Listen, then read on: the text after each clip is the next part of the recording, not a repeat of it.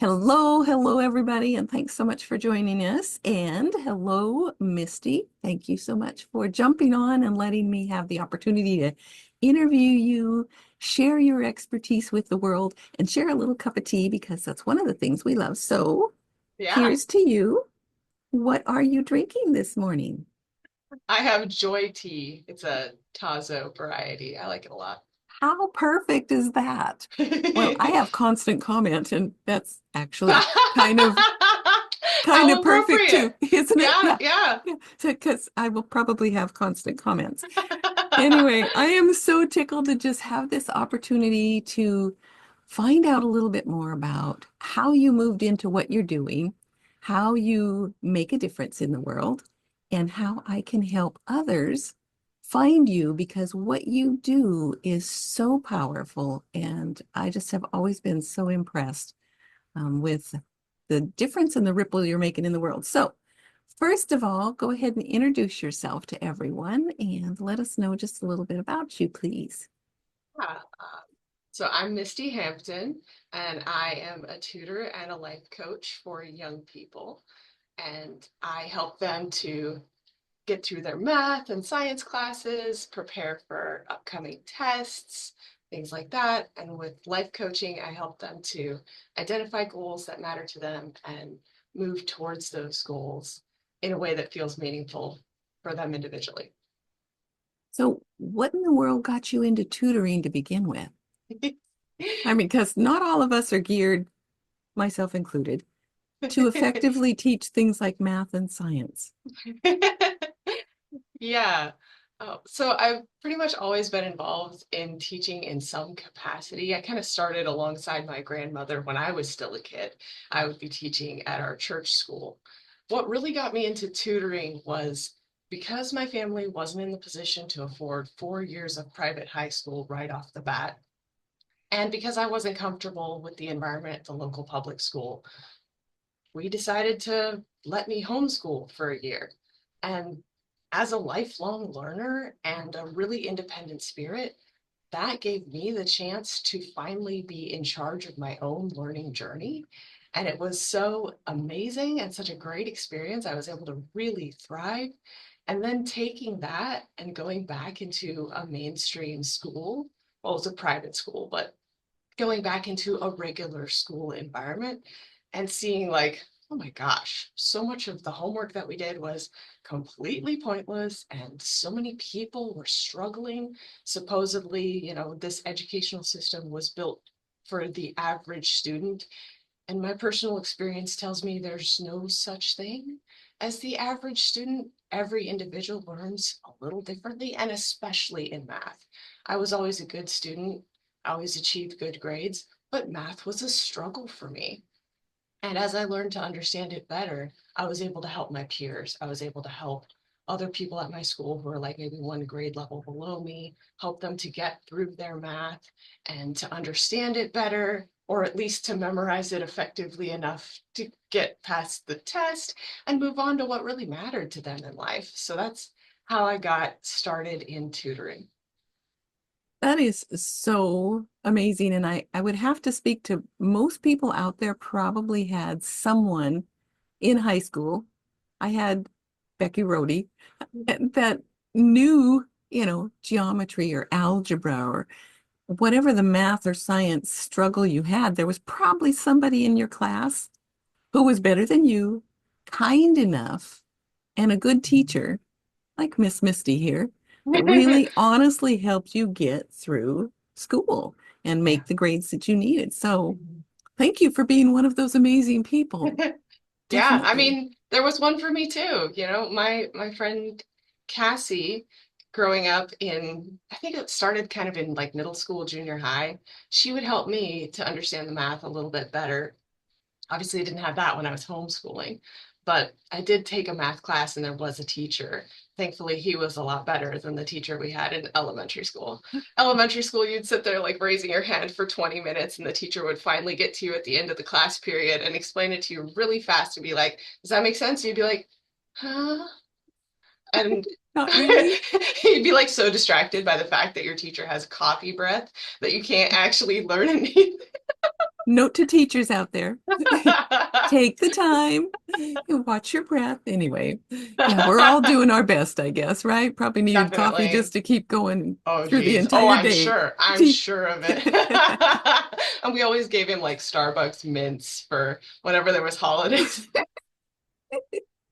And in high school, our math teachers, they were not very supportive. Unfortunately, I just Mm, got some rotten eggs in high school as math teachers. They were the kind of teachers who would shame you for asking a question and mm, be like, what's wrong with you? Are you stupid? Why don't you understand this?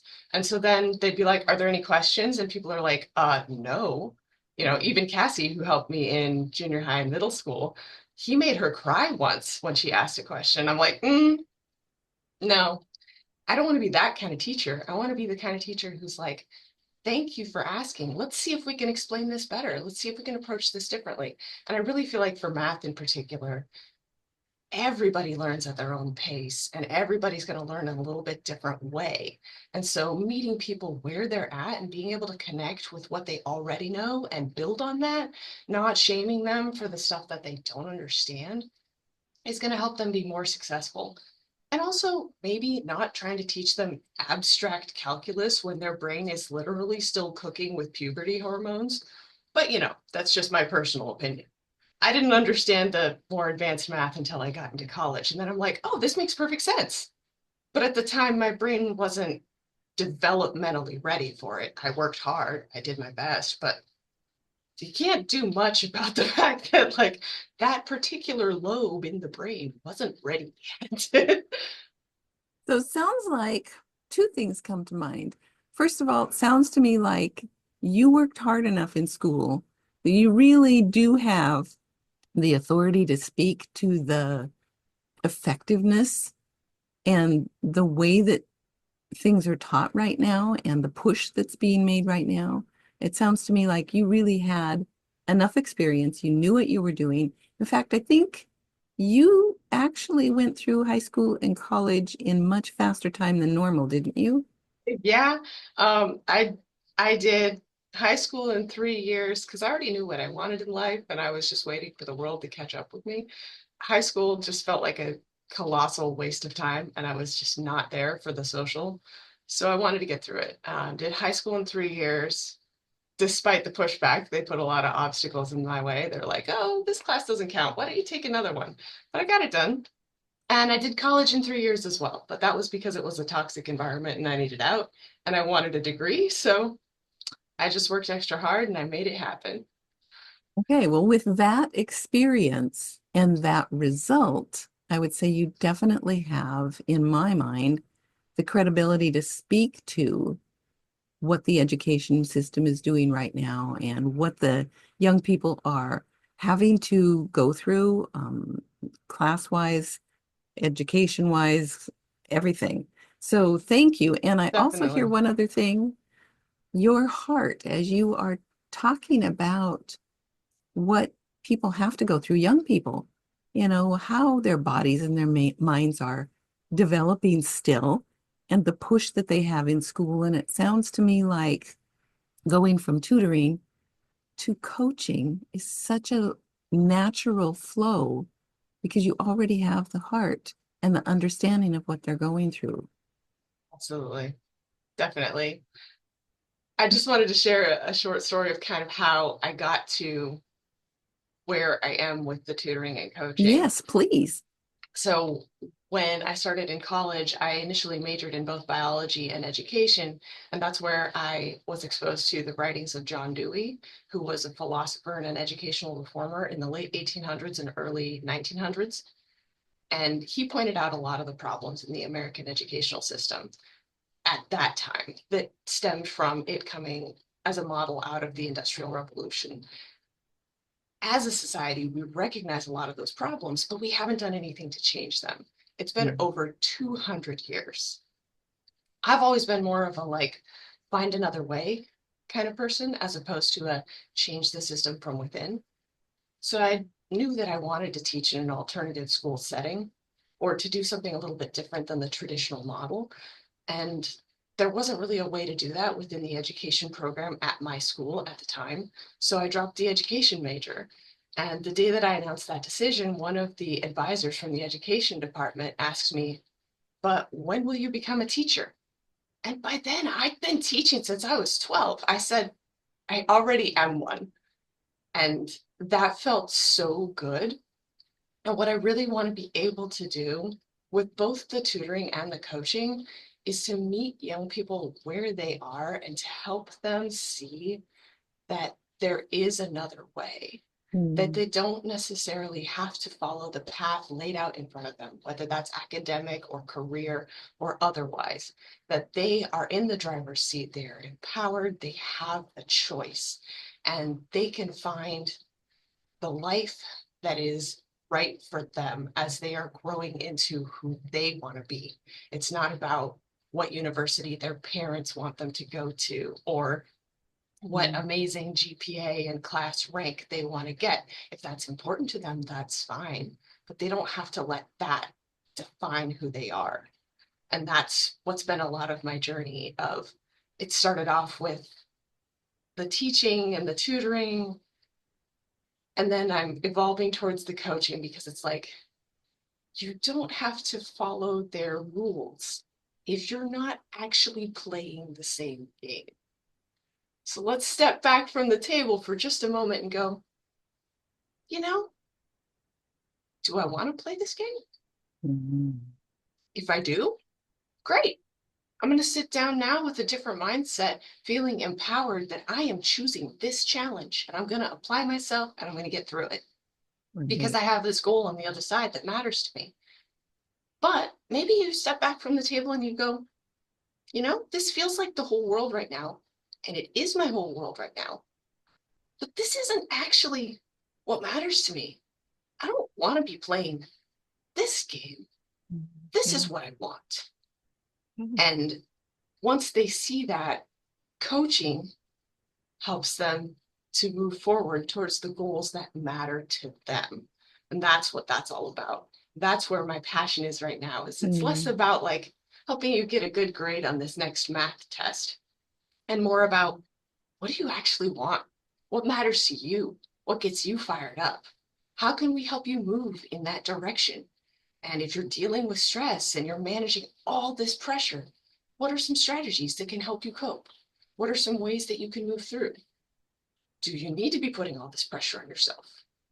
Maybe, good point. maybe not. Maybe there's a conversation that needs to happen with the parents about goals. So, all of that has been happening throughout my years as a tutor, but now I'm shifting into that more in an official capacity and being able to say, hey, let's make space for this. Let's just sit down and let me listen to you. What's going on for you right now? How would you like to go forward from there?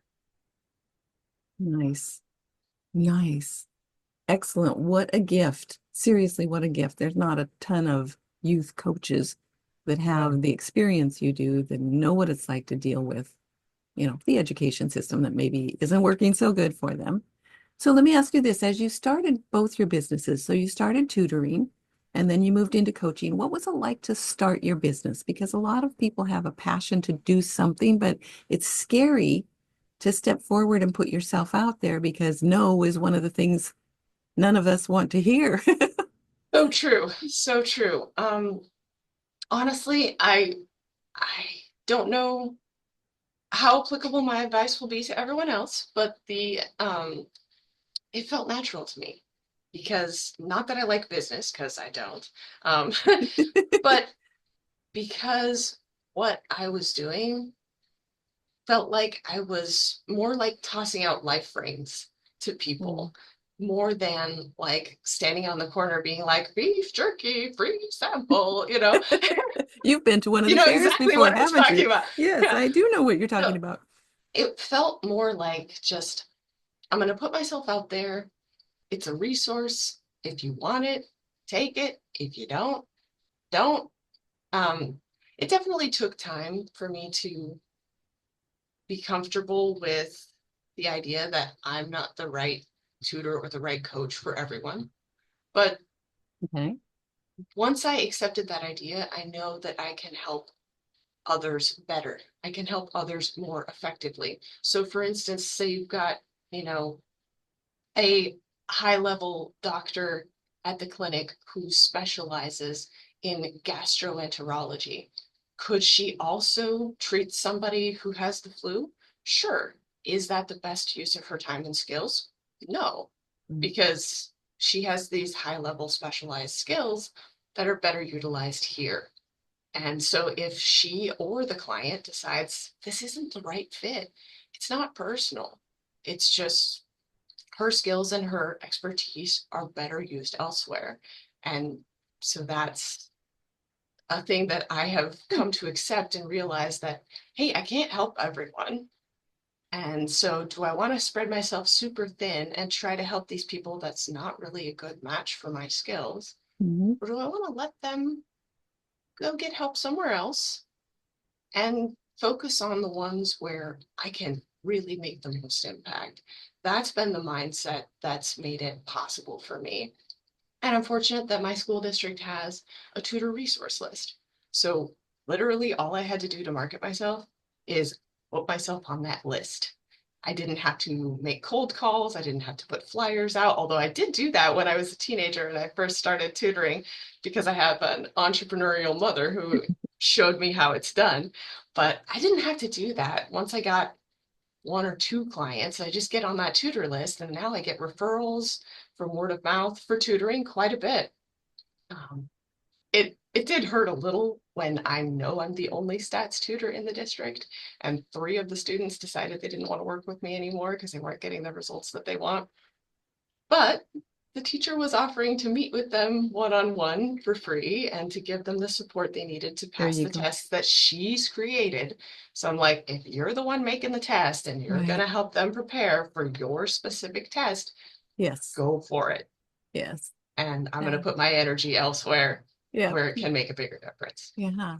So that brings me to this question, and this is something that almost every entrepreneur needs to face, needs to accept, like you have through a process, and that is really defining who is an ideal or right client for you. Whether you're building a business and you need clients or you need affiliate partners or business associates, really defining who Yeah. am I best able to serve that will respond and do the work, because there's some head Mhm. work, some mind work, and sometimes some physical work in making changes. So, Yep. as you looked at who you wanted to work with, it sounds like part of it was a natural, realization. Mhm. Who, for the rest of us, if we were to send someone your way, who is an ideal client for you that Yeah, you would love to help and you can make a difference with? sure. So I'll just start with tutoring because that's where the conversation began. So I tutor for math and science specifically, and I also tutor for test prep. And so I do typically like sophomore level and up. I do geometry, algebra 2, pre-calc, statistics, the more advanced math. I do not do algebra 1 and pre-algebra and lower math, but my husband Jesse does, so I tend to refer those clients to him. As far as science goes, I do biology, environmental science, ecology, chemistry, earth science. I don't do physics, but I refer those to Jesse. And as far as general test prep, that's like stuff like ACT, SAT. And the clients I'm looking for are students who know what they want to get out of tutoring. So whether that's, I want to get better grades on tests, or I want to understand this material better because I'm majoring in science and I know I'm going to need this as a foundation for my college future. Or I don't really care about this, but I need to get the work done so I can at least pass the class. So just sitting there with them and helping them make sure that the homework is getting done and getting turned in for as far as I can. And then it's up to them to finish it, but they have to want it. If the parent is bringing them to me and is like, they need to pass this class, I need my student to get a B in this class. I'm like, really? You need that? Why do you need that? Does your kid care? Because if the student doesn't care Hmm. about that particular goal, then our time together isn't going to be impactful. Yeah. and I can take their money, but that's not going to help the kid move forward. And so I've decided that those are not the clients that I'm going to be working with. I'm not working with the ones where you have to fight them. It's like pulling teeth to get them to do their homework, because that's not who I'm here to help. I'm here to help the people who've identified their goals and are willing to, like you said, put in the work to move forward. As far as coaching goes, it's again, people who know what they want in life, but maybe they don't realize that they have a choice. Mm. Or young people who are struggling with perfectionism, but they recognize that it's not sustainable and they know that they want to change. They're feeling exhausted, burnt out. They feel like they have to do everything, but the work never ends. They want some strategies to better manage the stress. Parents who prioritize their children's well-being over their achievements, who say on the phone with me, I just want them to be happy. I don't Mm. care if they get a B or a C or even like a C minus. I don't care. Or if they decide they don't want to finish high school and they get a GED, I don't care. I just want them to be happy and balanced. And that's my priority. So, Mm. young people who know what they want and parents who prioritize their children's well being, those are the kind of clients that I want to work with. Nice. Okay. So many of us, are out and about. We talk with other friends, other moms, other dads. What do you think we might hear someone say, whether it's a young person or whether it's, a parent? What do you think we might hear or we might see that should trigger us to go, you know what? I have a resource that I'd love to introduce you to. Yeah, yeah. So I'd say young people who are experiencing burnout, they're good students, they work hard, but they feel like they have to do everything and the homework just never ends. And it feels like if they fail this next test, then they're never going to get into college and they're never going to be successful. And they're going to, you know, and the whole world is going to fall apart. The sky is falling because they might not get an A on this very next test. And from an outside perspective, you're going to probably instinctively be like, whoa, chicken little.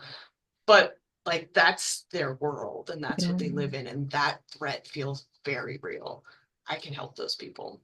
Sounds I like can meet you them when can they're at, relate. I know what that feels like. And I can be like, Oh, I can be the calm in their storm. I nice. can listen to what they're going through and I can help them to identify which things deserve their attention, which things matter to them, and let them focus on those things. And yes, you're going to drop some balls, but it's better to be intentional about which ones you're going to drop than to try to keep juggling until you burn out and then you drop everything. Hmm. So my whole idea with that is just I'm here to be the calm in their storm, give them the space to process it so they can decide what's important to them. And that's where they're going to put their time and energy.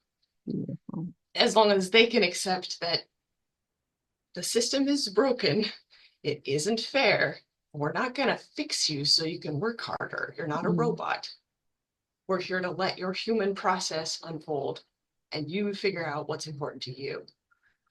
Other beautiful. ones that I hear a lot that tells me that I can help is people who learn differently.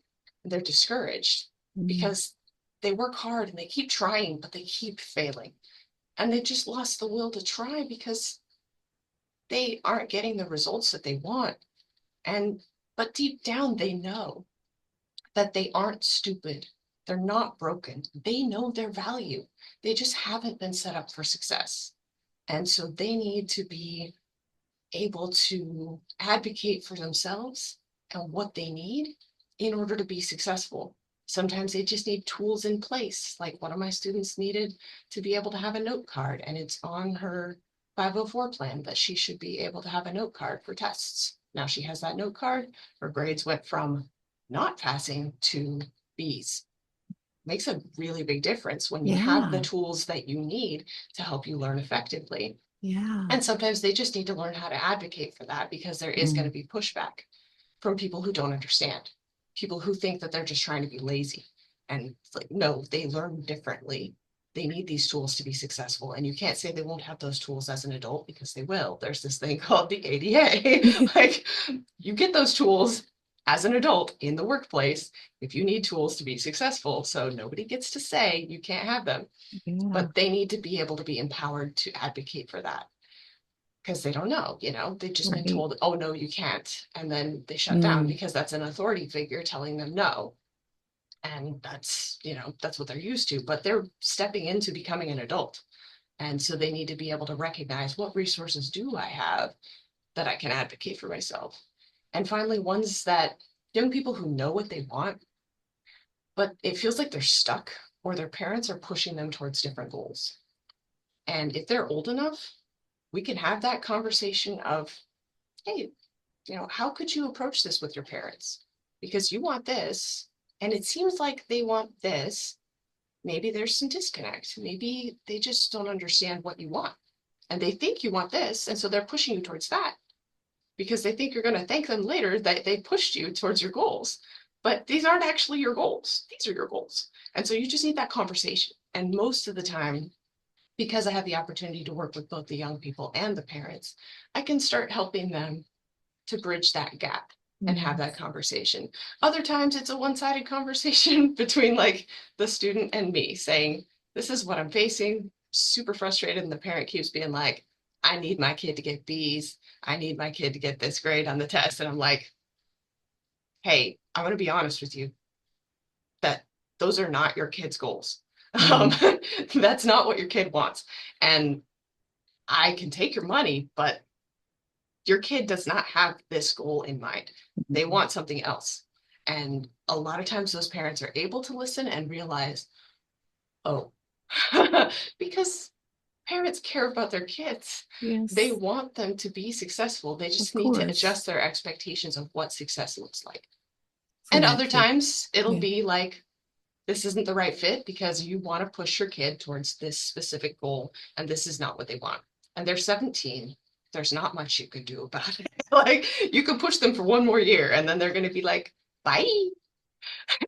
Yeah. Well, that's where that coaching, in addition to the tutoring, that's where that coaching is such a valuable resource for them. And for the parent, to give the young person a place and someone who will hold space for them and give them some tools or just help them find their tools, because I know that's what we do as coaches. We help them find their tools and discover, their own voice, really. Not Absolutely. asking them to change. We're just saying, give yourself time, to grow, to explore, and to know what's going to really move you forward in life. So that's beautiful. I think that's the interesting difference between tutoring and coaching because there's a lot of overlap. And I do incorporate my coaching skills into tutoring, and I already had a lot of them developed from 20 plus years of teaching. Yeah, But the difference is in teaching and in tutoring, students are used to us giving them the answer. true. And in tutoring, I at least make some space and I pause to try to get them to think about it and I try to set them up to get the answer successfully rather than, having them just try to struggle when they have no idea, because that's not the point. It's supposed to support them and help them. But in coaching, I don't give them the answer, even if they directly ask me for advice, because they've been told the answer their whole life and they're going to be an adult soon. Nobody has the answer for how to adult properly. It's What? different for every single one of us. I know, There's not right? a When I book. discovered that as an adult, I'm like, wait a minute. I'm My adulting. mom my mom doesn't specifically feel like she's a responsible adult all the time. Like you don't reach a certain age where you're like, wow, I'm so adult. Like I'm no. so adult. I Like have it down pat. every one of us freaks out when our mother is going to come visit our house. It doesn't matter how old you are. You're going to be like, oh no, she's going to try to clean the dishes. She's going to try to, and she's just trying to help because she wants to help, not because she's saying you didn't clean your dishes That's what properly. moms do. Anyway, like the Cute. the point is that like they've been handed the answer their whole life. And so like you said, they need to find their own voice. And sometimes that means making a space for them to process in a non-judgmental, safe environment Mhm. and just sitting with that uncomfortable silence. When they say the words, I don't know, they expect you to jump in with an answer and tell them what to do and how to do life. And you just sit there. Hmm, that sounds like a lot. Yeah. How does that feel? What do you want to do next?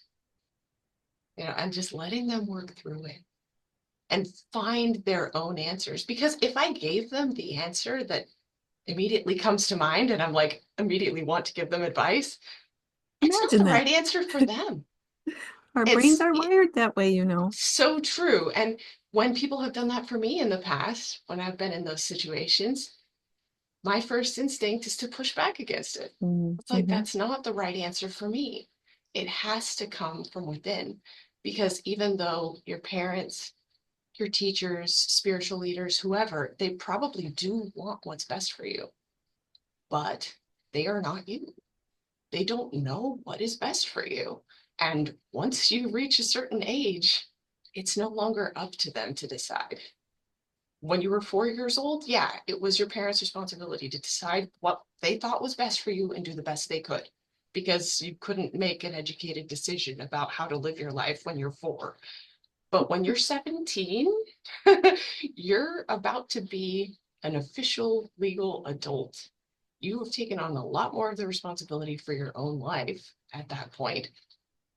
And the kind thing to do is to facilitate that development by letting you find the answers that are right for you. And it's too hard for parents to be in that role because parents are too invested in that individual kid's future and they think they know what's best. And so they're going to offer advice. They can't help it. You True. know, this is true. I know this is true. And I think that's the way all of our human brains are anyway. Mhm. We're This will wired just, for problem solving. Yeah. Even with our friends. And that's what's different about coaching is that you spend a lot of your mental energy just like self-regulating and stuffing down the instinctive responses of like, oh, you should do, and just sitting there and listening and letting them process. And I would say 9 times out of 10, they're going to come to a completely different conclusion than what you had in mind for them. But it's the right one for yep, them because it's theirs. They need to be the one that generates the solution. They need to be the one that finds the answer nice, nice. because it's their life. Sure. And at some point, nobody's going to be there to give them the answers. And if that happens suddenly, when they go from high school to college and they're like, oh, shoot, it's like a baby bird being kicked out of the nest. Like, good luck, kiddo. If you're a seabird, you got to fly between That's nest true. and ocean. Otherwise, Yeah, you're and done. I think it's a lot nicer and a lot kinder if we can kind of scaffold that experience along the way instead Yeah, of suddenly nice, removing all of the supports to just be like, nice. let's help you figure out your own answers along the way. And I coach the parents too, because it's hard to let go. Yeah, It's hard, it can be. it's hard to let them make mistakes when you feel Mm. like you could jump in and be like, but if you just, okay. So being able to step in as the coach and create that space to just let them find the answers that are right for them instead of telling them what to do Yep, for both love the it. young people and their parents. That's what's so valuable about this. Okay, so two things come to mind. One is I love that when people say, I don't know, or what should I do? That question like, well, what if you did know?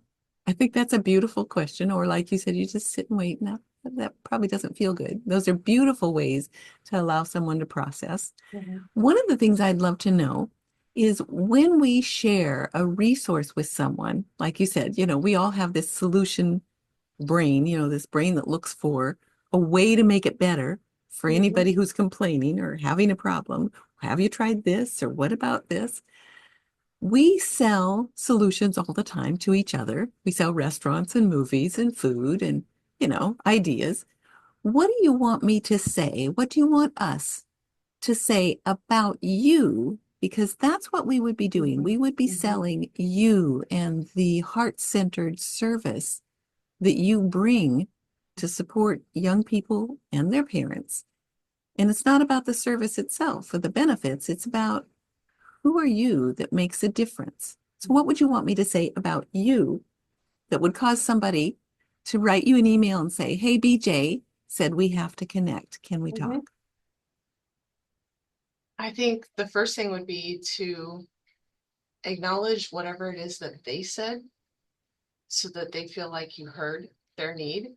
So if they're saying like, "Oh my gosh, I'm working so hard and I just having a hard time passing this one class and I don't want this one class to keep me from being successful," or "I know what I want and my parents want something different and I wish that I had a better way to talk to them about this." Being able to say like, "You're right. You know, this is hard. The system is broken. It's unfair. You haven't been set up for success. Nobody knows how to communicate effectively if they haven't been shown." If you wish there were someone who could listen non-judgmentally, give you a safe space to sort things out, offer you resources and a place to practice your skills so that you know there's a different path and you have choices, come talk to Misty. She can help. She's not going to give you all the answers to life, the universe, and everything. She's going to listen to you, see what you're going through, and help you figure out solutions that are right for you. Okay. Thank you very much. This has been delightful. I have so enjoyed just hearing your journey and your heart and your passion for young people, all the way from helping them get a good grade, a decent grade, pass their tests, maybe get through, all of those crazy tests they have to take to get into college, to now really holding space for them and helping them sort out their feelings and their desires, because not everybody knows what they want to do in life. True. So very Even true. at the time, even at the age of 17 Mhm. or 18, I only know one person who knew exactly what they wanted to do from well, maybe two, from the age of like 3. And that's very unusual. That's a So, frustration all of its own. When you know what you want and the world doesn't line up with your yeah, expectations, there's yeah, challenges to work through there. And there's, absolutely support for people who they don't know what they want because they've never been empowered to choose. They've always had the path laid out in front of them. mm, And so just to have that and have that space to be like, "Oh, holy crap, I am in the driver's seat. Oh my God, I'm in the driver's seat. I can choose." And I could close my eyes, but I'm in the driver's seat." it's So true. at some point, I need to step up and take ownership in my life and decide what I want. And that process can take a long time and it can continue to change and evolve and Sure. grow. And it's just about making a space for that to happen. And I'm sure as a coach, you also have tools and resources and techniques that they can implement should Absolutely. they choose to Yes, really get through a challenge or process definitely. information, go through the things in their head.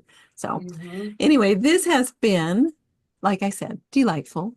Thank Absolutely. you for what you bring to the world. Thank you for your heart of service, your love, your hard work, your ingenuity, and your creativity, because you have definitely taken your passion and created something that's making a ripple effect in the world. And so, thank you very, very Yeah. much. Yeah. All right. Well, I'm going to close for today, and we will be back again with another interview with some more tips and techniques. Yep. All Next right. time we'll get to talk about some animal training. Oh, how fun. Kids to animals. Sounds Yep. good.